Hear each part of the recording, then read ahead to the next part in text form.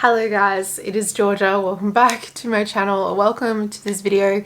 If this is the first video you've seen of mine, hello, we're about to get very personal. I have been meaning to film this video. I'm not doing it because I think I have to. I'm doing it because I want to be able to help you guys out there and to create a condensed video that's very authentic, that would have helped me when I was going through all of this a little while ago. I have always said all of my content, the aim is to help people in whatever way that is. And as tough as this situation has been to go through, I find a lot of peace in knowing that I can hopefully instill a bit of strength and a bit of hope into someone else that's watching this and has been watching my content over the past, say, 2 months. Things have been very different and I haven't been showing up on all of my platforms as I would have liked to. So yeah, if you've clicked on this video, you have either gone through similar, are going through similar, or maybe you're watching this and this may unfortunately be a video that you come back to at some point. I am really glad that I am sitting down and have decided to film this video. It feels really right and aligned with me right now, and I'm glad that I waited until I could talk about it from a higher, better perspective. I want to keep this mature and I don't know what the other word is, just in the best light that it can be in. I am very respectful of the other person's privacy, and you know, I don't think personal details are relevant to what I'm talking about today. This is purely me talking about myself, my experience, and how that might be able to help you and giving some of my advice. So sit back, relax, and I hope this video feels like a big warm hug from your sister or your best friend. Basically, we are talking about trauma today. There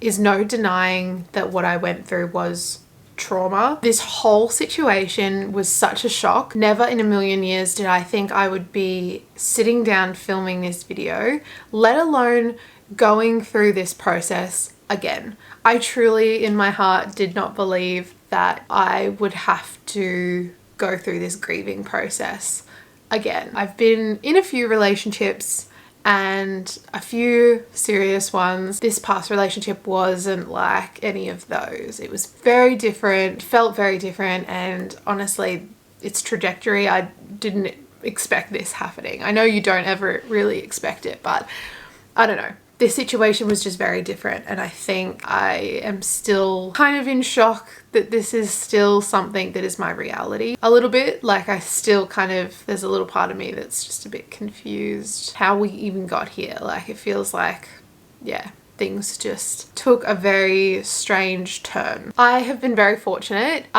during this healing process to have such a beautiful support system. Not only like my family and my friends, but I have been seeing a naturopath maybe like 5-6 months now, and she's been helping me a lot with my stress levels and just my body being all out of whack. I have been, you know, all over the place this past year. It kind of feels like at the end of this year, like after everything that I've gone through, my body is kind of starting to sync up and align now, and everything truly did feel like it was falling into place again. If you've been along with me through the weekly vlogs and, you know, on Instagram, I've been very open about how much I've struggled this year, and yeah, just been very open about my mental health. Yeah, it just has been a bit of a tough year, and there's been a lot of life change, and this was like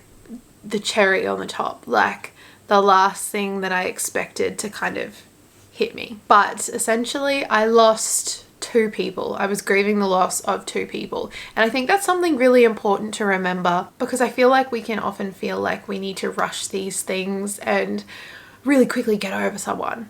And I know it's a really uncomfortable feeling. I totally get it. But you are grieving the loss of a person that is still alive. Like that is such a profound thing to have to go through. When someone passes away, you obviously know that they're not here physically, and it kind of, I don't know, not saying it's easier, but it's just very different to losing someone that is still alive. They're, you know, you can still easily go and drive to them, you know, but yeah, they're not there anymore. And in this case, I found it double as hard because I not only lost my partner, I lost my best friend. I think that's probably why it doesn't feel like something that I've ever had to go through before. And I think if you are in a really serious, committed relationship, that is often the case. I've never been in a relationship where the person was my best friend. You know what I mean? Having the same kind of relationship prospects, like you saw a future together and whatever.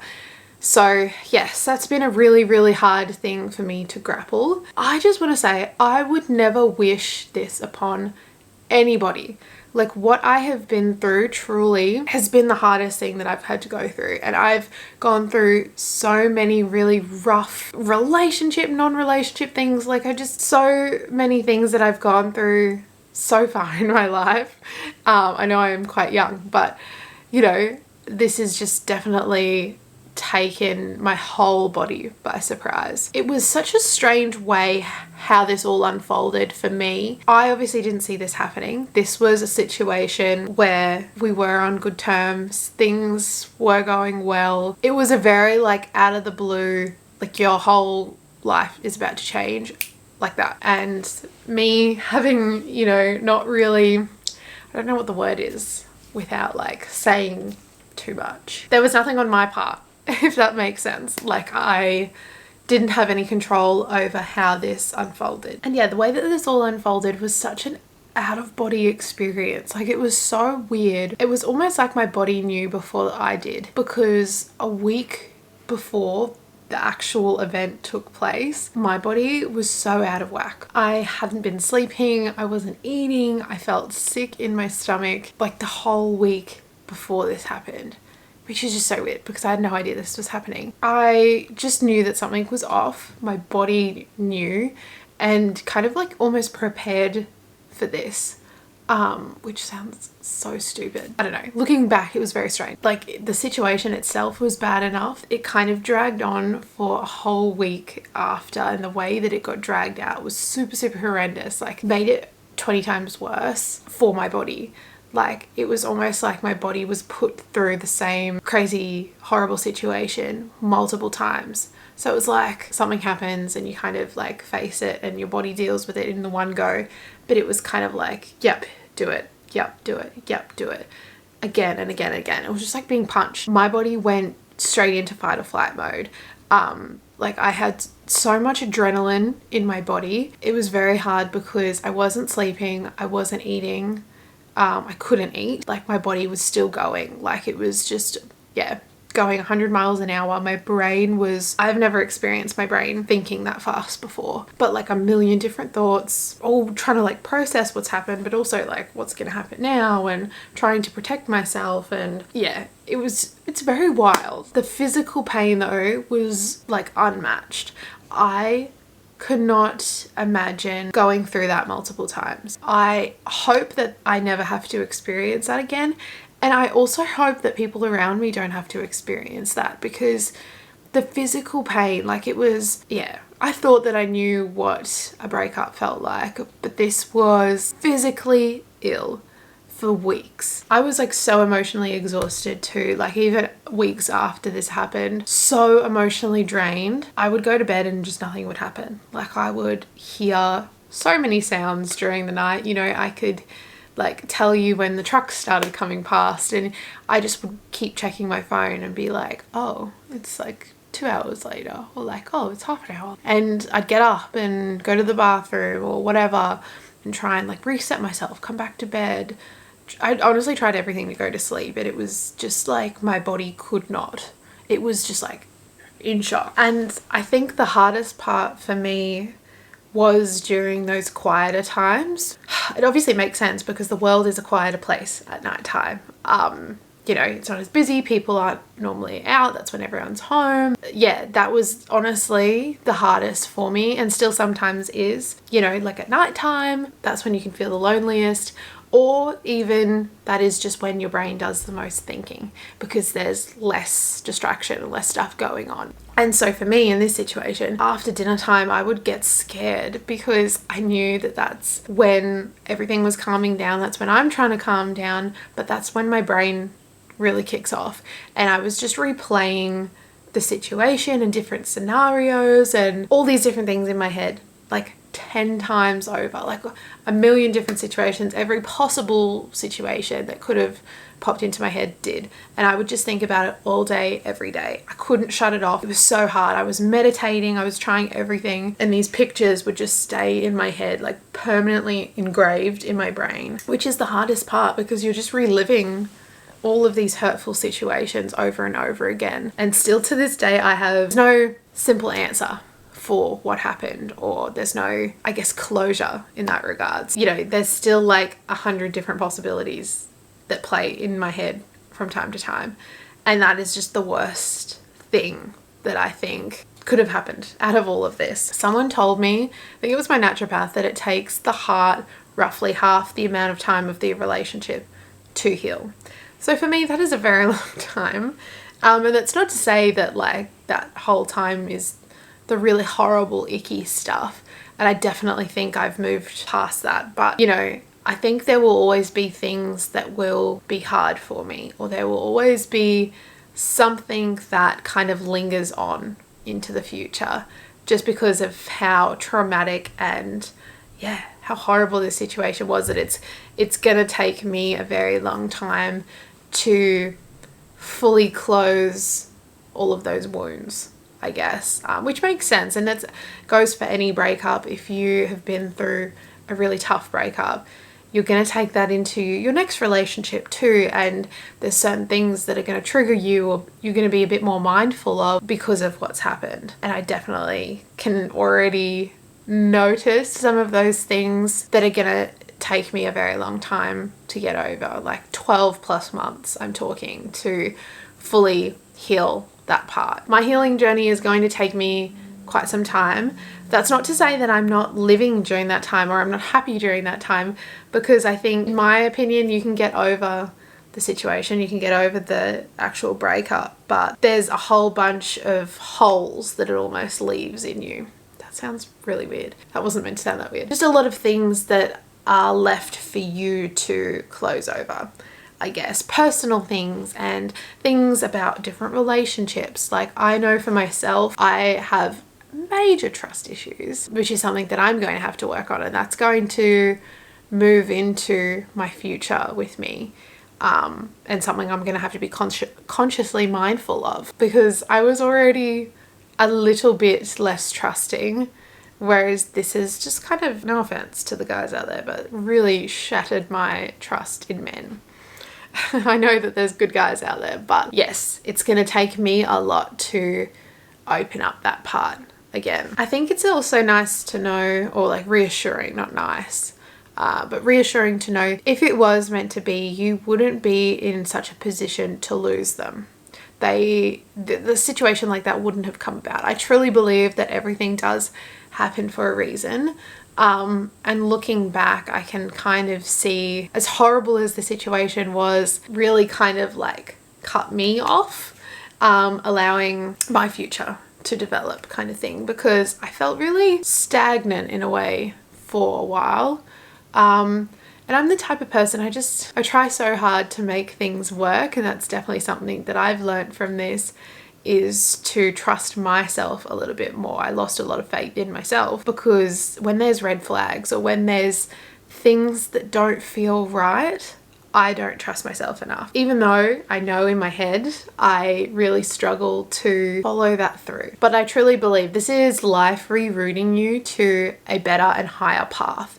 And I think that's a really reassuring thing that comes out of such horrible things like this. Every experience delivers a lesson, and there's something to learn in every situation, as horrible as some of them are. I feel like I'm going to say horrible a lot in this video. I already have. You need to have those experiences to move up. And in this situation, even though it was such a tough time, I truly believe I am coming out of this such a strong person, mentally, physically, because I lost myself for a year. And I don't know if you can tell that in videos. I can tell that in videos, but I don't know if you can tell that. When I watched back old videos of mine, and this is something that's so nice to have from filming my life, I can go back and watch vlogs from certain periods of my time and I pick up a lot from myself. I'm a very self-aware person. I look back like 3 years and I see a completely different Georgia. And yes, I have changed.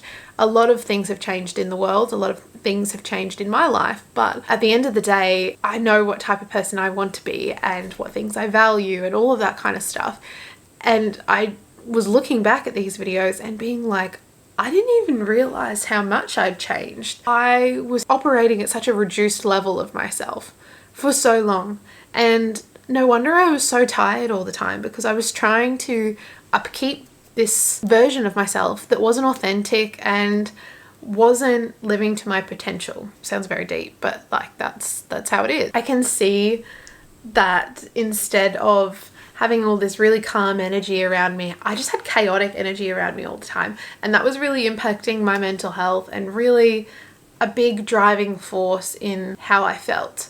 And even though I didn't want to admit that to myself, it is so evident now. And I think if you've gone through a really tough breakup, I think trying to be really self-reflective and looking at the situation and seeing what you can take from it, because there's a million lessons in all of these things, and I really feel like they happen to help you level up and you come out of it a much stronger person. When you've held your head up well, when you've been loyal, when you've been a really honest person, it's not about, oh, what could I have done? It's, what is this teaching me? What did this whole situation teach me? And I think that's a really important tool eventually to helping you heal. But yeah, I also think something that I've realized is I really value being able to be myself fully. I have really struggled with that growing up. This was probably the first relationship that I fully felt like I could knock down a lot of my walls and truly be myself in all its dorkiness. And I don't know, I just felt like it was the first time someone had actually accepted me for me. And I wasn't trying to be cool. I wasn't trying to impress anyone. I, could be super authentic with myself. That was accepted and that was lovable.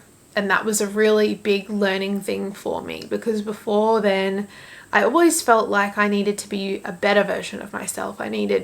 Something wasn't good enough about me.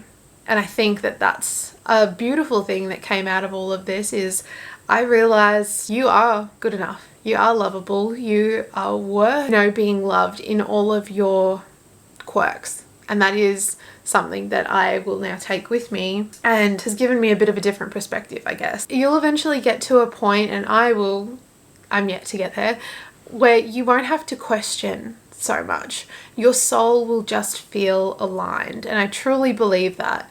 And that is something that I've thought about often, that's really helped me kind of come out of the dark cloud that's come from all of this. I just know that the way that I have been living my life has been so draining. It kind of makes me sad that I let myself go for so long like this, and it needed such a horrible event to happen, I guess, because the whole event, unrelated to, the rest of the situation, I feel like I don't think that is the reason that this all came about, and there is so many more mature ways for all of this extra stuff to have been dealt with. It's very draining to be feeling like you need to be the leader all the time, and you need to be showing someone what to do all of the time. And I think that's something that, again, I've learned about myself, is I really value things like emotional intelligence and someone that I don't need to explain everything to, and I don't have to feel like I'm teaching someone something every second of every day. And although I didn't, that's how I felt like I needed to go about everything, and I don't want to do that. That is so draining. That is not a way to live in a relationship. Another thing that I learnt, which I think is a big factor in a lot of breakups, is I really merged my whole world into theirs. And that was another thing that was so scary about this whole breakup and made it much harder for me, is I knew that I had kind of dug myself a bit of a hole and just gone like headfirst into someone else's world. And I knew that. I picked up on that so many times that I felt like I was running around after someone instead of just living my own life. I think that's something that I will be so incredibly conscious of, because I don't want to let that happen again. I joined this person's sporting team, like, to be able to spend more time with them, to merge into their world better. The right person, you will not need to do that. You won't have to completely change your life to have someone else in your life. I also just wanted to note, because I feel like this is also a very common theme in breakups or relationships. If you feel insecure or lack trust, or if you're feeling anxious about anything, those feelings are so valid. Don't let a partner tell you that those anxious feelings don't mean anything, you know, or that they're not valid, because if you feel something, it is valid, hands down. That's it. Don't make someone make you feel bad because of your anxiousness or because of your insecurities. Someone who is willing to move past those things and work on those things with you is the type of person that you want as a partner. It should come from a place of support rather than defense, I guess. This specific situation has happened to me in relationships that weren't as committed multiple times. So all of those feelings come up and all of those insecurities are kind of always there, but the right person will understand that. And the right person wouldn't put themselves in a position to do that to you, knowing your past, knowing all of those situations. But yeah, I feel like I've learnt a lot about myself, which is something that I think is really exciting in a time when not a lot seems exciting. You really get to strip back and get to know you and become a stronger person within yourself. And I actually feel really comforted knowing G is back and G is coming back. And after all of this, as horrible as it is, I get to show up in the world as someone who's been kind of pushed behind closed doors for so long. Sounds very dramatic, but in a sense that is what it is. And I was talking to my girlfriend the other day and talking about operating as yourself in a relationship at a reduced capacity. And that's like the best way that I can put it. Like, you're still you, you're just not fully you. I am so excited to get to experience the world as me again, which sounds so stupid, but that's just it. And so whilst I've kind of explained all of that, I hope that kind of brought a bit of comfort, or something in there resonated with what you are going through, or you can kind of understand a little bit of that as well. I really, like I said before, I wanted to make this because when this happened to me, I turned to YouTube and people that I knew that had gone through something like this to hear words that calmed me, because I just was trying to, you know, I went through every avenue to try and feel calm in a time where there was just so much unsettled and I was so uncomfortable for so long. And I think that's also another thing to know. You're gonna feel uncomfortable for a while. It took me a very long time to not feel uncomfortable, and I could not see myself feeling comfortable again or just getting out of that really dark cloud. Like, it really pushed me below my lowest. I just want to remind you that it does get better, because I know people say that and I know you hear that in videos, and at the time it's so hard to believe that, but truly take it from someone that has just gone through it. It will get better. When it seems like it's not, I promise you it will. And when it seems really hard and you're just sick of it going on for so long, sorry, I have something in my eye, it's just before it gets better. Have a little bit of hope and faith in that. If I could give any advice to anyone watching this, or even advice to my younger self, my previous self, feel the emotions and don't suppress. That is probably one of the things that I kept in my head the longest, was when those feelings come up, wherever you are, feel it. This was really hard for me, especially like I would feel it a lot going to work, and when I would finish work, I felt like for a while I was just constantly crying. But I'm so glad that I did that, because that is what helped me move on. When you feel all of those really raw emotions, and there's so many different emotions coming up at random times and you kind of don't know what to do with it. Even sometimes I would be in a position where like your body is almost trying to tell you like, don't cry, don't cry, don't cry. And I would force myself to cry because I wanted to process it. I wanted to get those emotions out and let my heart do the work, as uncomfortable as it is. I know we don't like crying and we don't like being unsettled, but that is how I feel you move on. So I had like a little playlist of songs that really resonated with me, and the wordings were very on point for what was happening, and I would just play that and just cry. And I think that that was one of the best things that I did for myself. And yeah, to anyone else going through similar, I would recommend doing something like that. Making sure you're feeling the emotions. Don't be in such a rush to move on. I feel like girls, they grieve a lot longer than guys. And they grieve at different times, I feel. I heard someone else say once that girls grieve straight away and then guys kind of process it later. I don't know if that's true. I'm just passing on something that I've heard from someone. But yeah, really feel your feelings. And in with that is journaling. Journaling became my new best friend. And yeah, we got very, very deep, very intimate with each other. My journal has never been so heavily used and also so heavily involved in my life. Like some of the things that I've written in my journal, never would have pictured myself writing. It really was a useful tool, depending on how you want to use it, but I already was a journaler beforehand and I found it really helpful to write things that I didn't want anyone else to hear. Process the anger, and you can write things that are really, really horrible that no one else is going to judge you for, or strip back layers or thoughts that you're having about yourself and no one's going to judge you for thinking that. You can write whatever you want and nothing is going to be done about that. And I think that's a really calming thing as well, because whilst I did really have some beautiful people in my life that I was able to talk about these things with and really helped me in my grieving journey and processing things, I totally am for speaking to your support systems, good friends. That's another thing that came out of it. I found who my real, true good friends were, because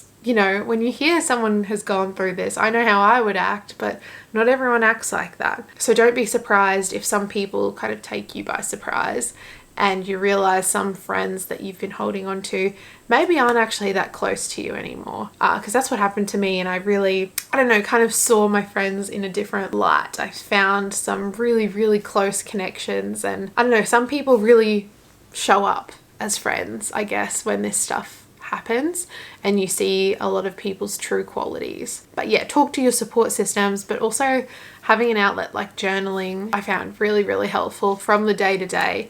And it can be positive things, it can be really, really negative things. Some of my darkest hours were shared with my journal because some of them I didn't feel comfortable talking to other people about. So it's kind of having that outlet available to you. I actually had it even beside my bed, which I would really recommend, because when I wasn't sleeping, it would give me a way to get it out of my head. So I could just wake up at 2 a.m. or whatever, crying, feeling a lot of things, and I would just kind of bring my book out and write whatever it was. And then I can move on because I can't really talk to anyone at 2 a.m. So yeah, I would also recommend that. And it doesn't even have to make sense. I think that's another important thing. People think when you journal, it all has to make sense, like a story almost. Half of mine don't make sense. I just literally write out what is in my head, what is my brain thinking right now.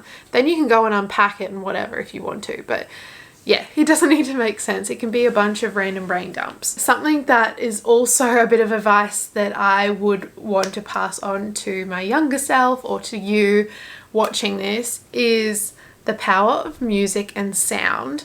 I found really helpful. I felt the worst when the world was quiet. So early in the morning, late in the evening, when everything seemed quiet and everyone was like slowing down, that's when I would feel the emptiest, the loneliest, you name it. I fill up those gaps with sound, and it did honestly help me so much more than you would think.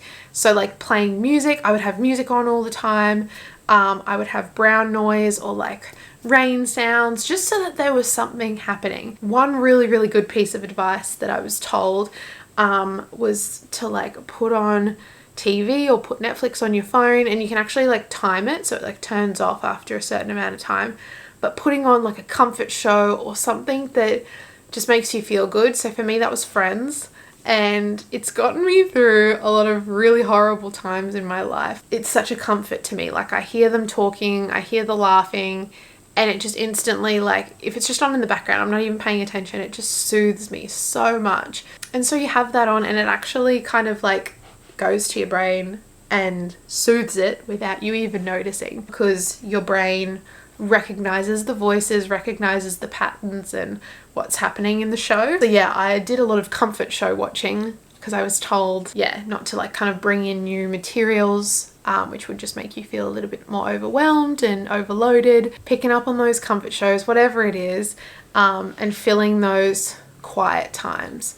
But then in saying that, there's also times where you're going to want the quiet. Many times I would just, you know, need to be in silence. I'd have to have the window open, just stop, listen to the cars and recenter myself. And that's also important too. I don't know, feeling like there was things around me and everything wasn't so quiet and lonely was definitely a big help. And that was just kind of to get through. Another thing that I would say, and this is probably a little bit more specific to my situation, but I'm sure there would be a lot of situations out there similar, especially when you're in a committed relationship. You share a lot of the same friends, and this is something that I haven't had to deal with before. But when you share the same friends as your partner and then you break up, I think it is so important to make the effort with people that you want to continue to have in your life. I met a lot of people in this relationship and I made a lot of really good quality friendships. I met a lot of people, beautiful people that I hope to have in my life for a very long time. And even in my darkest hours, I was constantly reminding myself to make an effort with these people to keep them in my life. Those people will stay, especially in this situation. Like, I had no control over the situation happening, but I was still somehow worried that these really quality friendships that I'd made were going to go, and they were going to leave too. So I really got quite upset about that. Since then, I have probably become closer and stronger with a bunch of these people because of the situation. And I'm very grateful for all of these people. Like, a few of them in particular really helped me out in many more ways than I could possibly have imagined during this time. And for that, I'm very grateful, and I will always be forever grateful for these people. But yeah, I think if you're in that position, you just kind of have to remind yourself in due time to make the effort with these people, and to reach out to them and keep those support systems around you. And the last piece of advice I want to give to you as a beautiful soul is to have an outlet, whatever that looks like for you. And there was a few different ones that I dabbled in, but can I just tell you that the gym saved my butt. And also coming back to things that maybe were really important to you before you were in a relationship. So for me, that was painting. You guys know I've talked to you in some of my vlogs. I really found a love for painting. It really helps my anxiety. And I did that like when Sea Dog first happened. And, you know, the world kind of changed. I feel like a lot of people dabbled in the painting realm, but I just really liked it. I'm not saying I'm good at it, but it just really was a fun activity for me to do. And so I've picked that all up again, and that has been such a savior, having a project that can help me to stop ruminating about the whole situation and to stop thinking about it for a little bit. I was literally just like so immersed in like creating stuff and like having projects to do as well. Like, I decided I was going to do a big artwork for my room, and I've been online shopping for that and practicing and working out what I want to do and experimenting with colors, and that just gives my brain such a break from the situation that I am constantly thinking about. And then even the gym, like having something physical is so beneficial for you. I've started really getting into my running. I got back into the gym and just putting all of that energy back into myself, because ultimately I lost a lot of it. And you're giving so much to someone else, and then when you break up with someone, it's just kind of all sitting there.